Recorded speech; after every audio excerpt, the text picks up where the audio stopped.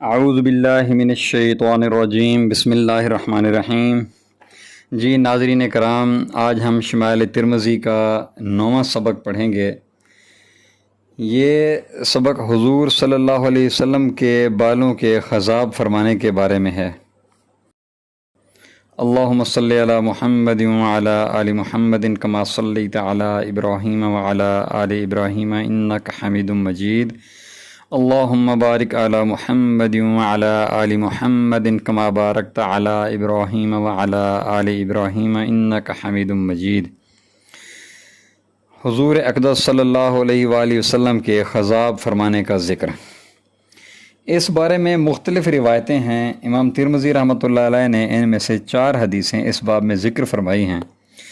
انہی روایات مختلف کی بنا پر علماء میں بھی اختلاف ہوا ہے کہ حضور اقدس صلی اللہ علیہ وآلہ وسلم نے خضاب فرمایا یا نہیں۔ اکثر حضرات کے نزدیک امام ترمذی رحمۃ اللہ علیہ کا میلان خضاب نہ کرنے کی طرف ہے۔ حنفیہ بھی اسی طرف مائل ہیں، چنانچہ در مختار میں اس کی تصریح کی ہے کہ حضور صلی اللہ علیہ وآلہ وسلم کا خضاب نہ کرنا زیادہ صحیح ہے، اور علامہ شامی رحمۃ اللہ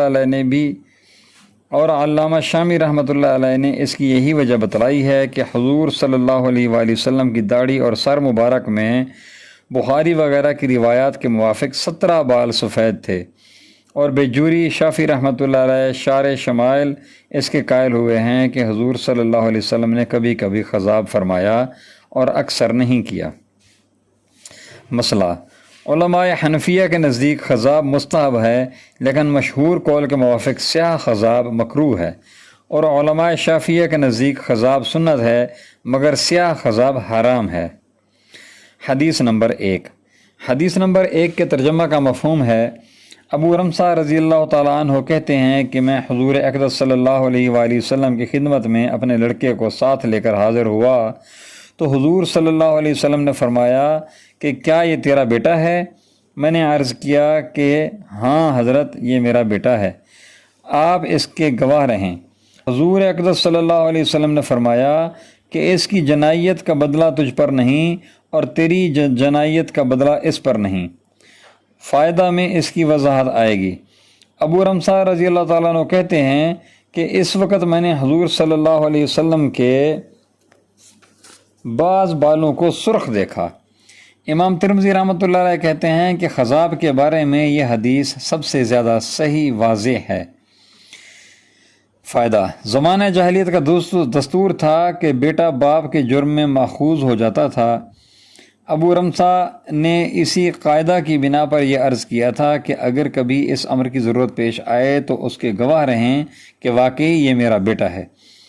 حضور صلی اللہ علیہ وسلم نے زمانہ جاہلیت کی اس رسم کا رد فرماتے ہوئے یہ ارشاد فرمایا کہ اسلام کا یہ قاعدہ نہیں کہ کوئی کرے اور کوئی بھرے۔ لا تزر وازرۃ وزر اخری، کوئی شخص دوسرے کے بوجھ کا ذمہ دار نہیں۔ حدیث نمبر 2۔ حدیث نمبر 2 کا ترجمہ کا مفہوم ہے: حضرت ابو ہریرہ رضی اللہ تعالی عنہ سے کسی نے پوچھا کہ حضور صلی اللہ علیہ وسلم نے خضاب کیا؟ انہوں نے کہا کہ ہاں کیا۔ حدیث نمبر 3۔ حدیث نمبر 3 کے ترجمہ کا مفہوم ہے: جہزمہ جو بشیر بن خصاصیہ رضی اللہ تعالیٰ عنہ کی بیوی ہیں، وہ فرماتی ہیں کہ میں نے حضور اقدس صلی اللہ علیہ وسلم کو مکان سے باہر تشریف لاتے ہوئے دیکھا کہ حضور صلی اللہ علیہ وسلم نے غسل فرما رکھا تھا، اس لیے سر مبارک کو جھاڑ رہے تھے اور آپ کے بال مبارک پر حنا کا اثر تھا۔ حدیث نمبر 4۔ حدیث نمبر 4 کے ترجمہ کا مفہوم ہے: حضرت انس رضی اللہ تعالیٰ عنہ فرماتے ہیں کہ میں نے حضور اقدس صلی اللہ علیہ وآلہ وسلم کے بالوں کو خضاب کیا ہوا دیکھا۔ فائدہ: حضور اقدس صلی اللہ علیہ وآلہ وسلم کے خضاب میں مختلف روایتیں ہیں جیسا کہ مفصل گزر چکا ہے، لیکن اس روایت میں ایک خاص اشکال ہے، وہ یہ کہ اس سے پہلے باب کی سب سے پہلے حدیث میں خود حضرت انس رضی اللہ تعالیٰ عنہ سے خضاب کی نفی مذکور ہو چکی ہے، لیکن دونوں روایتیں اگر صحیح مان لی جائیں تو مختلف اوقات پر محمول ہو سکتی ہیں۔